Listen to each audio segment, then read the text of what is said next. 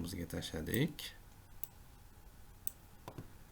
Xo'p, endi ikkinchi nastroyka desak, birinchi buni tashlab oldik, lekin hali ham bu ishlamasligi mumkin.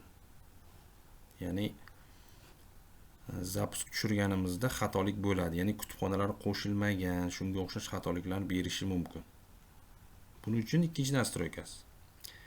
Demak, mana bu proyektimizning mana silka bo'limi. Silka bo'limiga buni o'zini kutubxonasini qo'shish kerak. Demak, buni o'ng tomonni bosib, mana добавить ссылку. Demak, buni ham com bo'limidan pastroqqa tushamiz bunda ham. Mana Windows men tanlab qo'ydim. Buni bir marta tanlanadi. Bundan keyingi yana shu komponentlar bilan ishlaganda buni uchun tanlash shart emas. Bitta tanlab mana OK qilsak bo'ldi. O'zi avtomatik bunga mana qo'shiladi. Kerakli kutubxona. Xo'p. Ana endi bu komponentda bemalol ishlaydi. Demak, hozir buni ishlatib ko'ramiz. Demak, bu komponent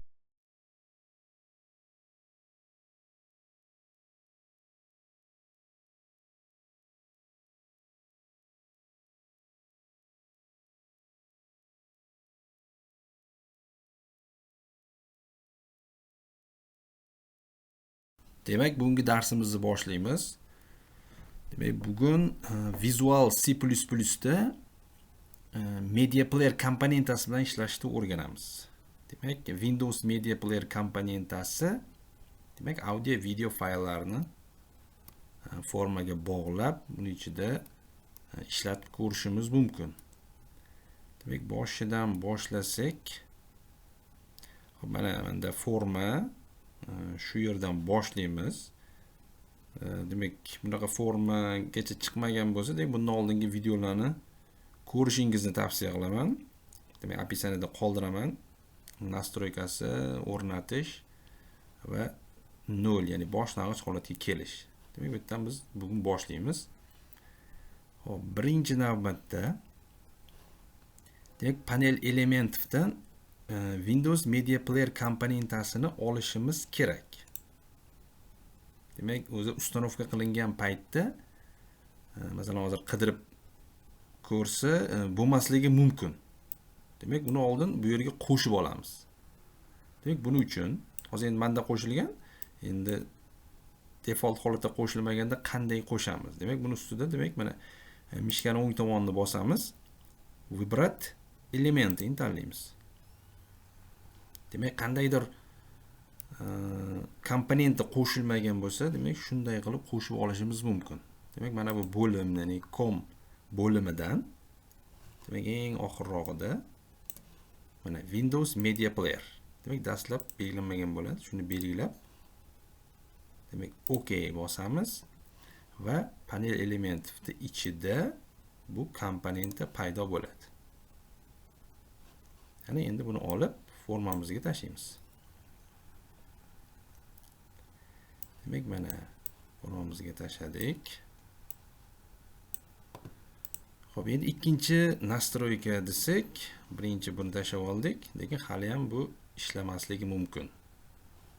Ya'ni zapisk tushirganimizda xatolik bo'ladi. Ya'ni kutubxonalar qo'shilmagan, shunga o'xshash xatoliklarni berishi mumkin. Buning uchun ikkinchi nastroykasi. Demak, mana bu proyektimizning mana silka bo'limi. Silka bo'limiga buni o'zini kutubxonasini qo'shish kerak. Demak, buni o'ng tomonni bosib, mana добавить ссылку. Demak, buni ham com bo'limidan pastroqqa tushamiz bunda ham. Mana Windows men tanlab qo'ydim. Buni bir marta tanlanadi. Bundan keyingi yana shu komponentlar bilan ishlaganda buni uchun tanlash shart emas. Bitta tanlab mana OK qilsak bo'ldi. O'zi avtomatik bunga mana qo'shiladi. Kerakli kutubxona. Xo'p. Ana endi bu komponentda bemalol ishlaydi. Demak, hozir buni ishlatib ko'ramiz. Demak, bu komponentani Windows Media Player, ya'ni AX Windows Media Player, demak, name shunaqa. Buni o'zgartirsa bo'ladi. Buni default holatda ko'rinishi mana shunday bo'ladi. Ya'ni o'zini mana play bor. Mana hozir ishlatib ko'rsak. o'zini play, pauza, ovozni ko'taradigan, pasaytiradiganlari ishlaydi. Buni o'ng tomonni bosib svoystvasiga kirib ko'rinishini o'zgartirish mumkin. Mana bu default holatda full, ya'ni barcha ko'rinishi. Masalan, keyingi hozir buni boshida o'zida audio video fayl qo'yib bitta ishlatib ko'rsatib, keyin bir mp3 player yaratib ko'ramiz. Ya'ni play, pauza, next, stop, open degan tugmalarini o'zimiz buttondan yasaymiz. Hozirgacha bitta ishlatib ko'rsataman. Bunga qanday qilib demak faylni bog'laymiz. Mana bu yerda asosiy xususiyatlardan bittasi mana URL, ya'ni o'sha qo'ymoqchi bo'lgan mp3 yoki video faylni adresi, manzilini qo'yish kerak. Bu yerga qo'ysa ham bo'ladi, mana obzor tanlab. Lekin biz player qandaydir bir dastur yaratayotganda knopkaga bog'lab qo'yishimiz kerak. Hozir uni ko'rsataman. Demak, hozir ikkita mana button tashab, bittasiga audio, bittasiga video faylni qo'yib ishlatib ko'ramiz. Demak, uni tekstini masalan bittasiga mp3, bittasiga video deymiz. Audio video desak ham bo'ladi. Demak, audio faylni ulaymiz bunga video faylni ulaymiz. Demak, video. Xo'sh, audio, video deb yozdik. Endi masalan mana audioni knopkani, ya'ni button ichiga kirib kodni yozamiz. Demak, komponentimizni chaqirib yozamiz. Demak, uni nomi AX Windows Media Player. Mana uning URL xususiyati. Bu faqat o'sha yo'lini eslab qoladigan string toifasida yo'lini eslab qoladi, o'zlashtirib oladi.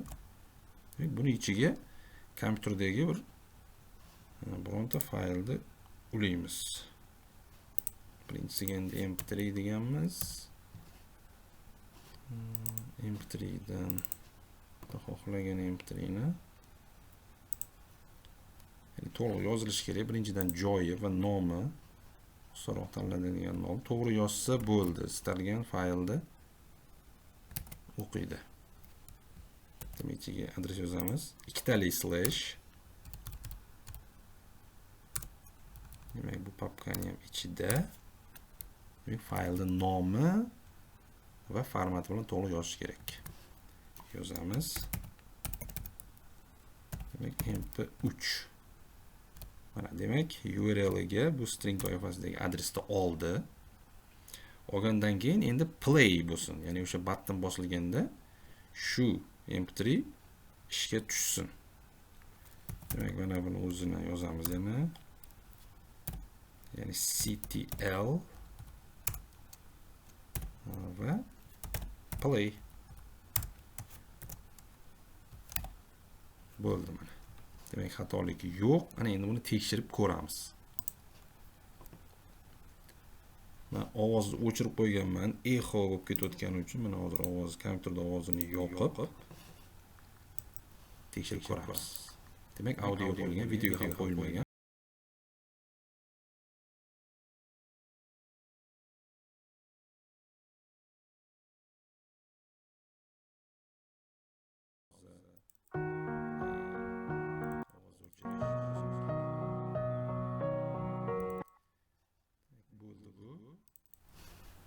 Ovozini o'chirib turaman.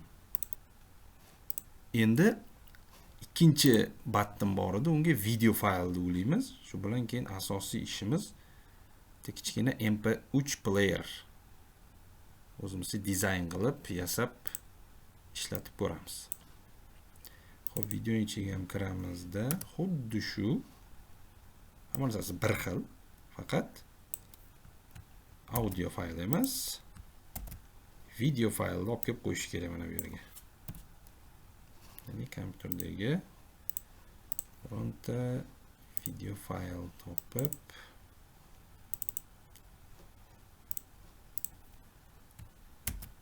xuddi bu o'yindaqa adresi ikkitali slash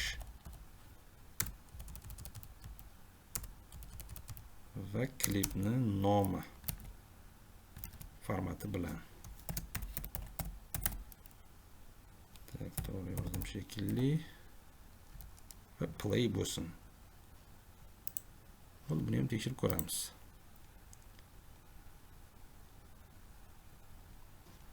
Demak, ovozni yana yoqib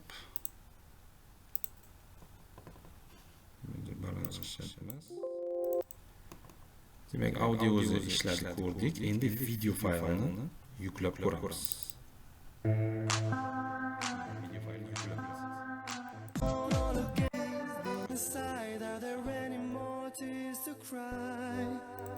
demak, bo'ldi. Ovozda yana o'chirib turaman. Mana endi asosiy buni ko'rinishini o'zgartirib, ya'ni mana bu pastdagi panelini olib tashlab, o'zimiz play, pauza, next, playlist shunaqa komponentlar bilan ishlab bitta kichkina mp3 player yaratib ko'ramiz. Xo'sh, davom etamiz unda. Demak, birinchidan mana bu Windows Media Player komponentimizni ko'rinishini o'zgartiramiz. Demak, svoystvasiga kirib, mana. Demak, none. Demak, pastdagi panel yo'q bo'ldi. Demak, audio player qilayotganimiz uchun bu katta turish shart emas. Demak, kichikroq qilib bularni ham keyinchalik o'zgartiramiz. Demak, boshladik. Xo'p, formani o'lchamini olaylik. Xuddi playerga o'xshab, boshqa o'sha programma playerlarga o'xshatamiz. Demak, tekstini yozamiz. Masalan, Visual C++ da mp3 player. Mesela xohlagan narsa yozsanglar bo'ladi. Xo'p, formani demak start position, ya'ni o'rtada chiqsin deymiz. Zapis bo'lgandan keyin o'rtada chiqadi. Xo'p, o'lchami, size. Demak, masalan 650 ga 400. Buni yuqoriga qo'yamiz. Dizayn qismini ham biroz ishlaymiz, chiroyli qilish uchun. Xo'p, formani ikonga qo'yamiz. Formaga masalan mana bu ikonkani qo'ydik, nomini yozdik. Xo'p, bironta panel qo'yamiz. Panel.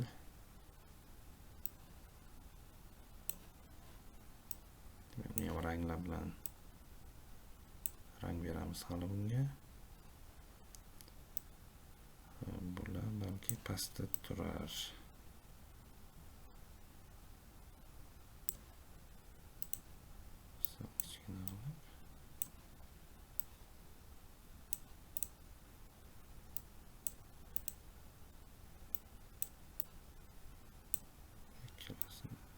Olamizda. Hop, panel. Panelning ichiga rasm joylashtiramiz. Picture box komponentasi. Picture box. mp3 ni chiqaradigan bironta rasm qo'yamiz. va uni yoniga mana bu yerga masalan playlist, ya'ni o'sha trek qo'shiqlarni ro'yxati turadigan joy, list box joylashtiramiz. Hop, list box.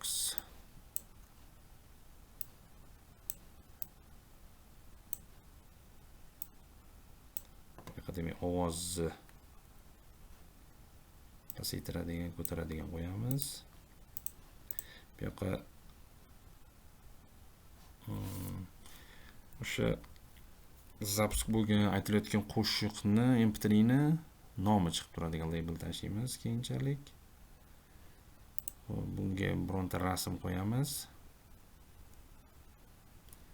Formani rangini o'zgartiramiz. Formani rangi, demak bunga panelga rang beramiz birinchi. Ya'ni back colorini.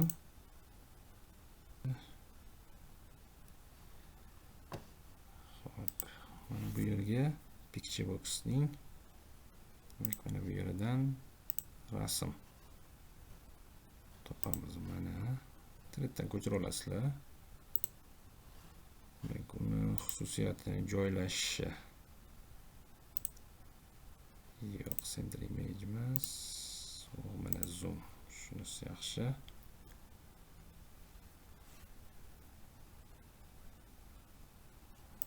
Buni back colorini masalan qora rangda qilsak, yanada chiroyliroq bo'ladi. Tak bo'ladi bu. Xo'p, list boxni ham back colorini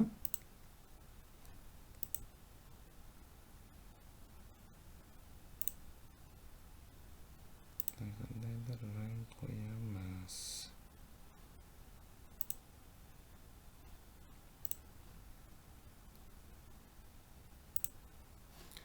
Mana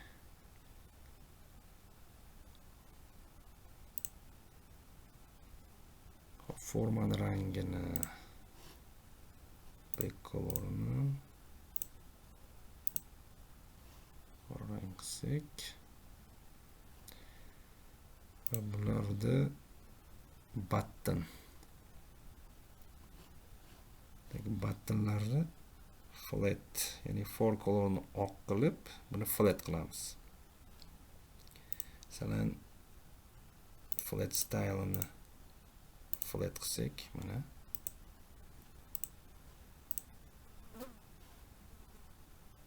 va yozuv rangi for colorda rangi tanlab ko'ramiz.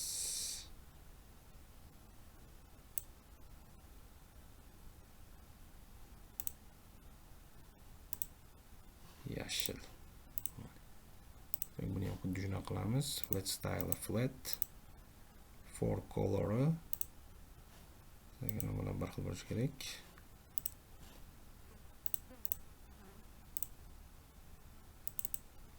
Mana bo'ldi. Xo'p, bularni yana hali ko'paytiramiz. Xo'p, endi demak musiqani vaqtini boshdan oxirigacha o'tadigan progress bar qo'shamiz. Progress bar.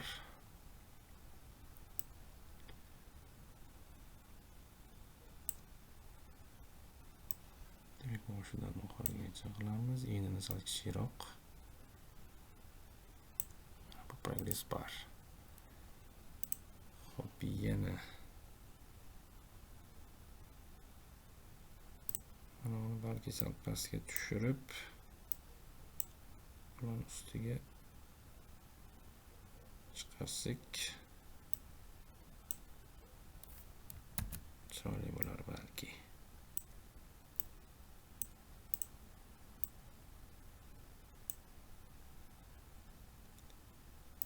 Buni orqa tomonga o'tkazib,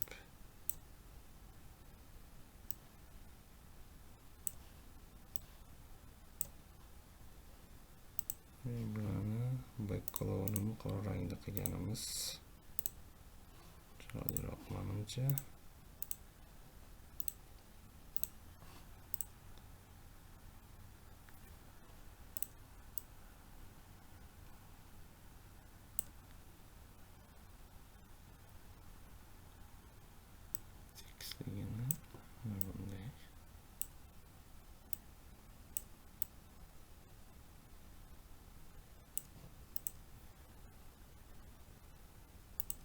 Xo'sh, ovozni track bar qo'yamiz.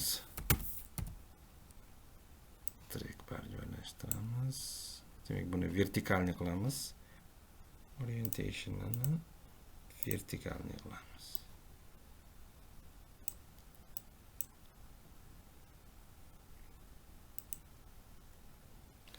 O'zini back color bor ekan.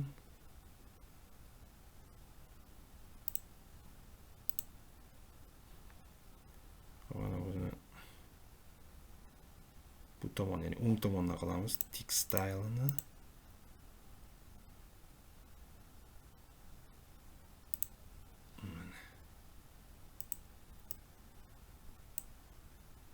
bo'ldi. Va mana bu shkalasini maksimum 10 demak 100 bo'ldi. Endi buni tagiga bitta label olib kelsak. Demak, labelni tekstiga ovoz masalan volume deb yozamiz. For colorini oq qilamiz.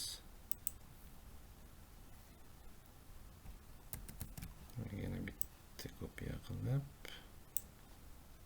yuqorisiga, eng baland bo'lganda demak 100%.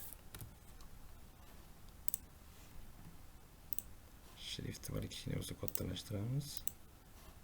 Demak 8 ekan. 10.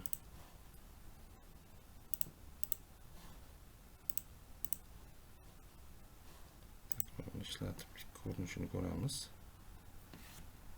Qanaqa chiqyapti bu player?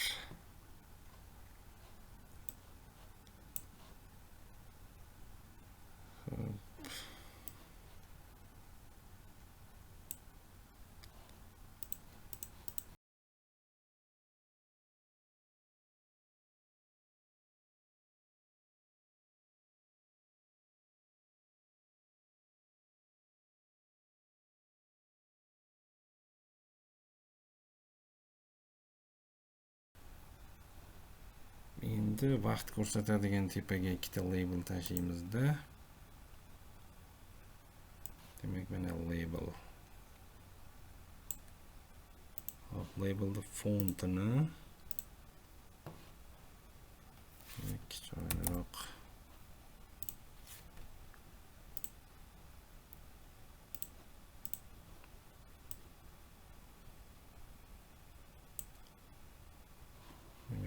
Rangini, for colorini yashildan qilamiz. Demak, tekstiga vaqt ko'rsatadigan boshida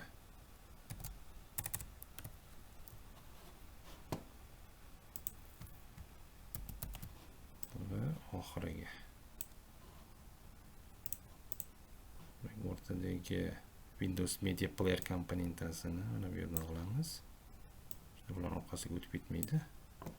Shu yerda ya'ni chastotaga o'xshab ko'rinib turadi. Mana bu yerga ham bitta label.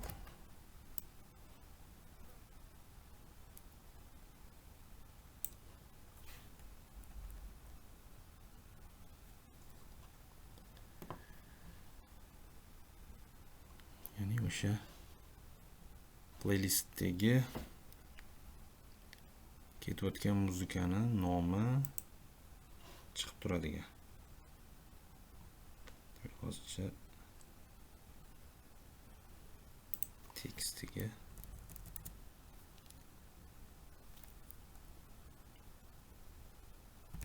yozib MP3 nomi, kim aytgani va hokazo.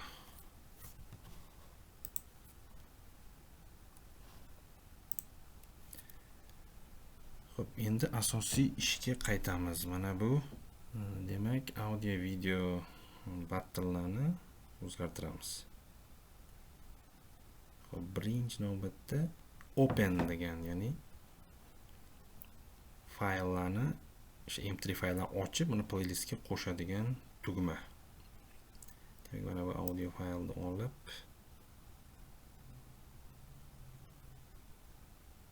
shundan boshlaymiz. Audio faylda bu yoqqa. Demak, open deb yozaman. Font kichkina bo'lsa kattalashtiramiz. Bo'ladi o'n. Qolganlarini kopiya qilamiz. Bundan bir xil chiqadi. Hop, open da yana bitta komponentidan foydalanamiz. Open file dialog degan. Open file dialog mana bu yerga tushadi. Demak, ko'rinmaydi bu. Bizga fayllarni ochib berishga yordam beradigan komponenta. Bu komponentani bu ham default holatida bitta faylni tanlaydigan bo'lib turadi. Ya'ni select bitta. Bizga ko'p fayllarni, masalan 15 ta faylni birdaniga mana bu yuklab olish kerak, qo'shib olishimiz kerak. Shuning uchun buni svoystvasidan mana multi select degan xususiyatini false da true qilib qo'yishimiz kerak.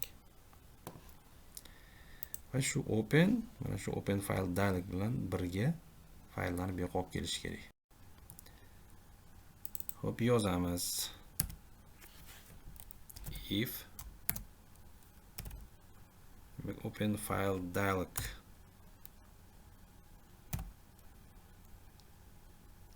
ochilgan bo'lsa, ya'ni show dialog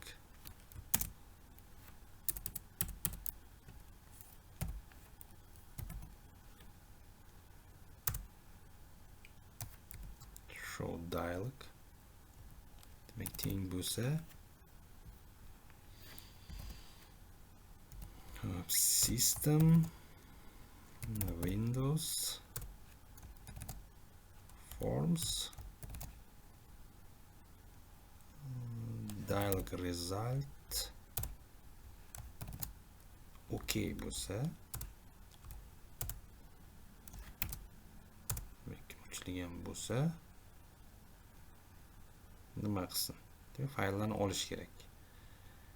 Demak, ular hammasi bir necha fayllar string tipida adreslari. Demak, massivdan foydalanish bizga to'g'ri keladi. Masalan, array olamiz. Bu yerga tip yozishimiz kerak, string tipi. Va nom beramiz arrayga. Masalan, file names. Bunga o'zlashtiramiz. Open file dialog o'zini xususiyati bor. Mana file name emas, file names. Shuni o'zlashtiramiz. Undan keyin demak, xuddi massivga yig'ib oldi. Masalan, 15 ta mp3 faylni nomlarini. Uni hali URL'ini Windows Media Player'ga berishimiz kerak. Bu olgandan keyin listboxga joylaymiz. Listbox items. Demak, add buni ishlatib ko'rgansizlar, bitta faylni qo'shadi. Biz fayllar and range da ishlatamiz. Uning ichiga bu yerga massiv solib qo'yamiz. File names deb nomlangan arrayda. Mana bu arrayni ichiga solamiz. Demak, shuni hammasini listboxga joylashtirsin. Bo'ldi, xatoligi yo'q. Tekshirib ko'ramiz.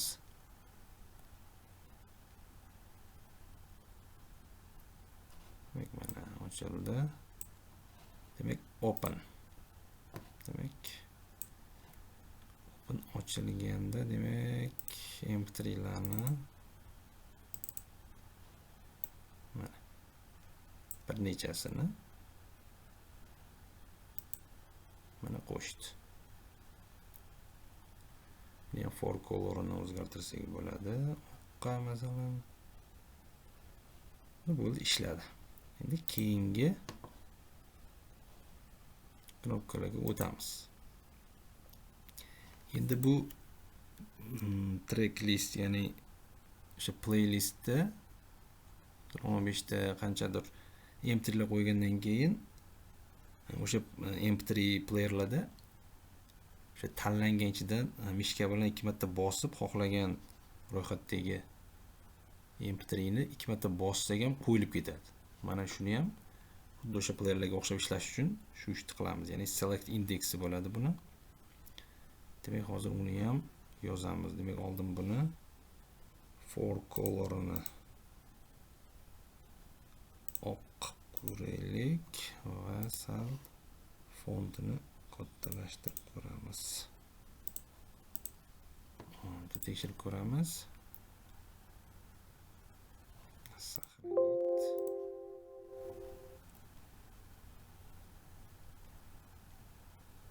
Demak, open ochildi. Demak, mana bu buni select list box'da select. Shuni 2 marta bosganda ham demak player ishlashi kerak. Xo'p, davom etamiz. Buning uchun list box'ni, ya'ni hodisasi bor, selected index changed degan, o'shani ichiga yozishimiz kerak edi. Ya'ni qaysi belgilanganini qayerga jo'natishdi. Demak, shu hodisani ichiga yozamiz. Demak, list box'ning xususiyatidan hodisaga o'tib selected index changed. Demak, ichiga kirib shu yeriga yozamiz.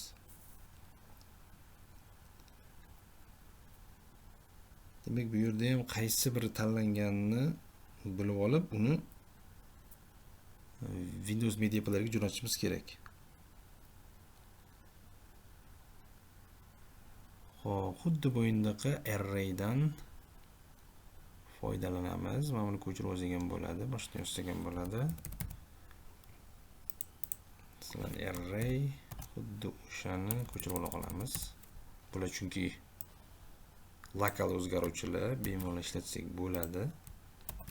Bir-biriga xalaqit bermaydi.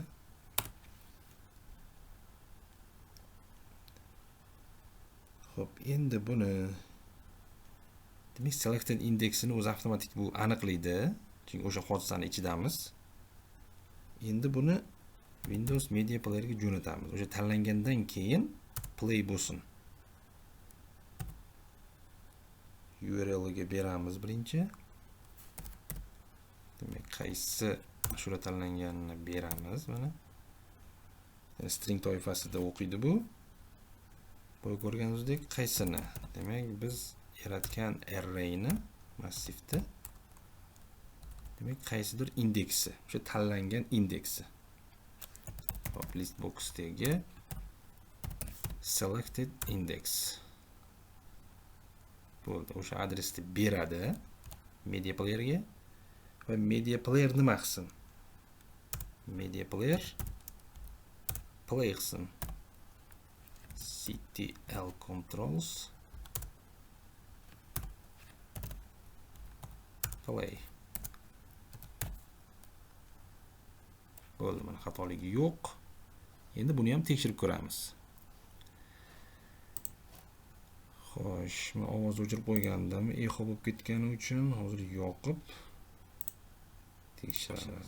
WhatsApp bo'lsa bo'ladi. Hop, open. Ishlayapti mana. Qo'shildi. Hop, birontasini tanlaymiz. 2 marta bosib ko'ramiz.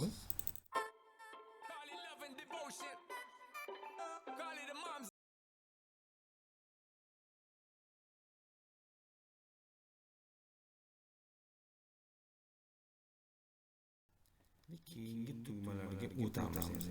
Hop, open ishladi. Endi keyingisi qo'shdi, 2 marta bosdik ishladi. Endi stop, play, pause shu knopkalarni ichiga yozib chiqamiz. Demak, keyingisi hop, sherik bo'ladi. Next, keyingisi, preview oldingisi. va play pauza boshroqda bo'lsa, demak bu yerda stop. Buni tekstiga stop deb yozamiz. Stopni bosganda uni tugash kerak, to'xtash kerak. Cheklamiz. Demak, bu ishlatgan button ekan. Ichdagilarni o'chirib tashlab,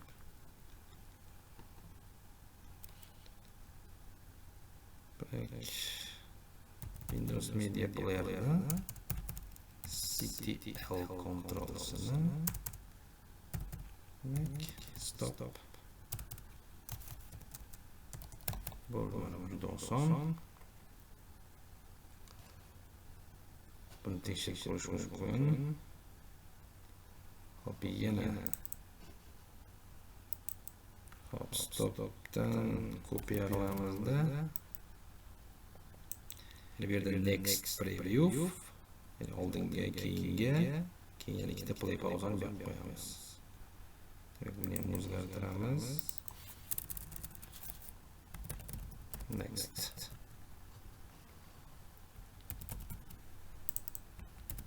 Keyingisiga olamiz. Next she'riga. Qanday stellar ham qo'ysa bo'ladi.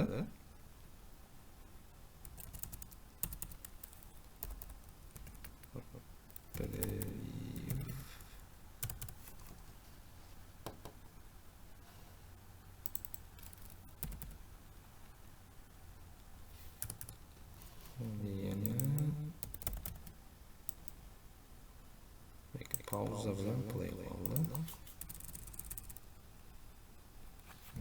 Pauza. Birinchisiga play.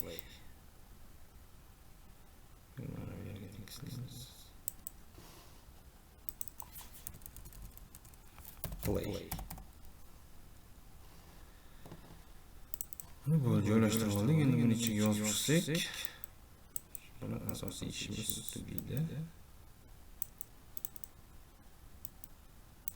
Open qilib, chiroyli qilib joylashtirib bemalol.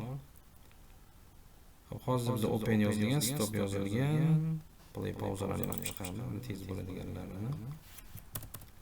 Demak, Windows Media Player'imiz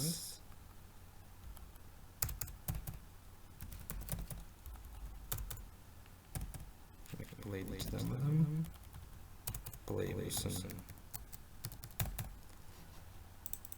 Demak, playga yozdim. Endi pauzaga yozamiz. Windows Media Player, CTL Controls, pauza.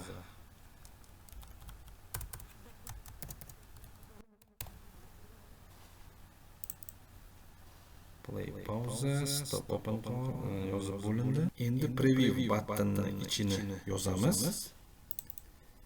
Ovozni o'chirib qo'yamiz. Ya'ni preview button ichiga kirib yozamiz.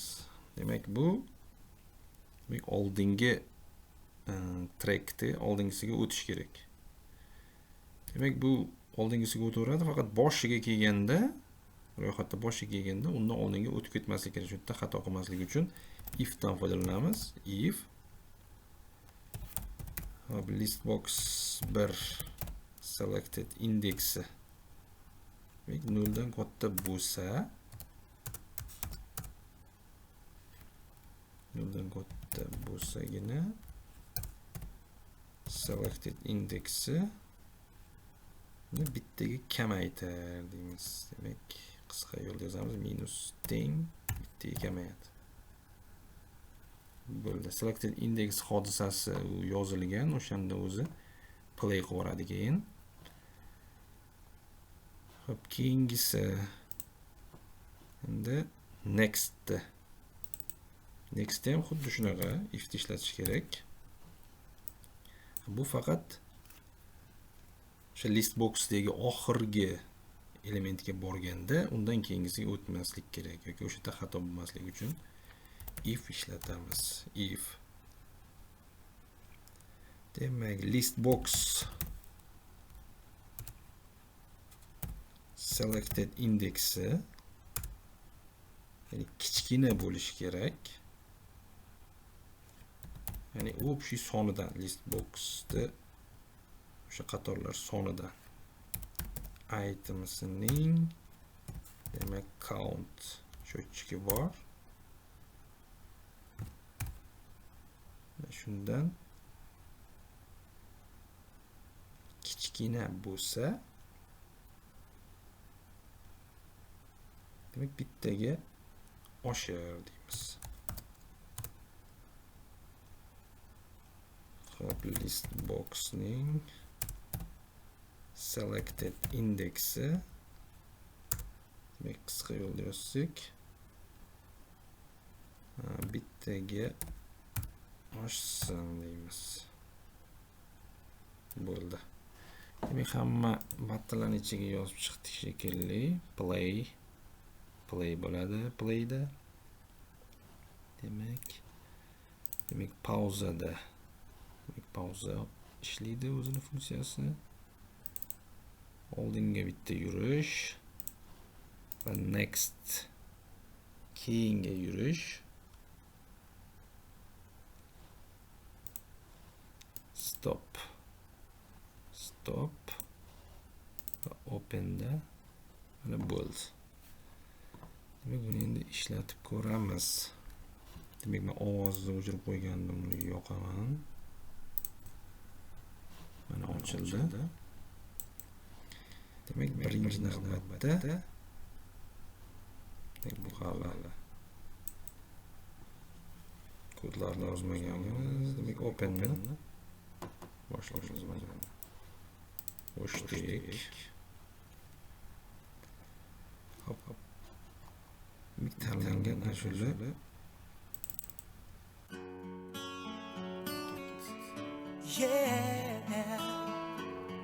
pauza ishlayapti. Call it love and devotion. Next.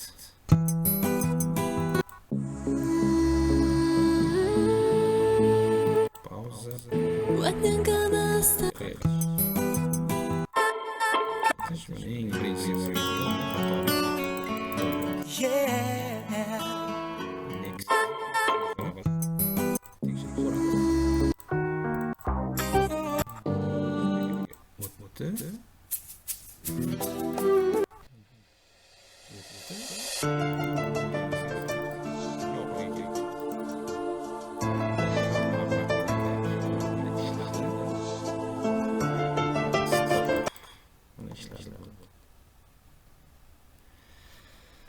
Demek bo'ldi, hozir shu tugatamiz. Endi ikkinchi qismini hali davom ettiramiz.